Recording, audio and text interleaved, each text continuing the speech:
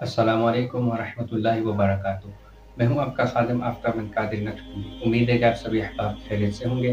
आज मैं आपके सामने एक और नया वजीफ़ा, एक और नया अमल लेकर आपकी खिदमत में हाज़िर हुआ हूँ।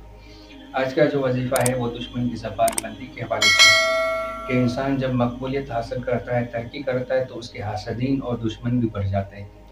और वो दुश्मन इंतहाई ताकतवर होता है बमुकाबल सामने वाले के, कि जो पीठ पीछे लोगों के दरमियान, लोगों के दिलों में गलत ख़यालात और गलत बातें पैदा करता है। हसद में आकर दूसरे लोगों के दिलों में उसके खिलाफ दिलों में गलत बातें पैदा करता है। उस तरक्की याफ़्ता शख्स के मुतालिक उन तमाम लोगों को भड़काने की कोशिश करता है। तो ऐसे अफ़राद काफ़ी मुश्किल हो जाते हैं, ऐसे दुश्मन काफ़ी मुश्किल होते हैं, क्योंकि इनको सामने कहना भी बहुत मुश्किल हो जाता है, क्योंकि वो सामने कुछ भी नहीं करते और पीठ पीछे बहुत ही मुख्तलिफ़ तरीके से बहुत ही मुख्तलिफ़ हरकत चलाते हैं और दुश्मनी का वार चलाते हैं। तो इन तमाम दुश्मनों की ज़बान बंदी के हवाले से आज बहुत ही मुजर्रब और नायाब अमल आपकी खिदमत में लेकर हाज़िर हुआ हूँ। ये बहुत ही मुजर्रब और पावरफुल अमल है। इसको अपना मामूल बनाएँगे तो इंशाअल्लाह ताला इसके करिश्मात और बरक़ात खुद ही देखेंगे। चाहे दुश्मन कैसे ही हरबे क्यों ना चलाता हो, कैसे ही लोगों के दिलों में गलत ख़यालात और पैदा क्यों ना करता हो, ये अमल करें तो इंशाअल्लाह ताला इस अमल की बरकत से इंशाअल्लाह ताला जिस तरह एक दरवाज़े को बंद करने के लिए ताला लगा दिया जाता है, फिर उसको खोलना नामुमकिन हो जाता है जब तक चाबी ना लगाएँ। इसी तरह ही अगर आप ये अमल करेंगे तो उस शख्स की ज़बान पर ताला लग जाएगा, तब तक वो आपके मुतालिक कोई भी गलत मामलात नहीं करेगा, कोई भी लोगों के दिलों में गलत ख़यालात पैदा नहीं कर पाएगा। बहुत ही तेज़, बहुत ही पावरफुल अमल है। मगर एक बात याद रखिएगा कि इस अमल को सिर्फ़ जायज़ सूरत में ही इस्तेमाल करने की इजाज़त होगी, बसूरत दीगर इसको सिर्फ़ अपने नफ्स की खुशी के लिए इस्तेमाल करने की इजाज़त हरगिज़ नहीं होगी। ये अमल इंतहाई आसान है और ये कुरानी अमल है।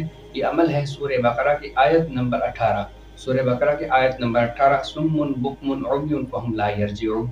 ये आयत है, सुम्मुन बुक्मुन उम्युन फहुम ला यरजिऊन। दोबारा समाअत कर लें, सुम्मुन बुक्मुन उम्युन फहुम ला यरजिऊन। अब अगर आपका कोई मुखालिफ है, दुश्मन है, आप उसकी ज़बान बंदी करना चाहते हैं, तो इस आयत को आप तवज्जो और यकसुई से 313 मरतबा इशा नमाज के बाद अपना मामूल बना लें।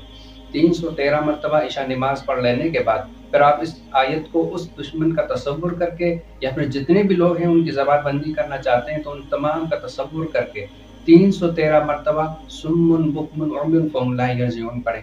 और जब 313 मरतबा इसकी अदद मुकम्मल हो जाए, तो उस दुश्मन का या उन तमाम दुश्मनों का तसव्वुर करके आप दम कर दें। तसव्वुर ही तसव्वुर में दम कर दें और ये ख़्याल करेंगे कि तमाम की ज़बान बंदी हो रही है और तमाम की ज़बान बंदी हो रही है और आपके मुतालिक कोई भी गलत ख़यालात लोगों के दिलों में पैदा नहीं कर पा रहे।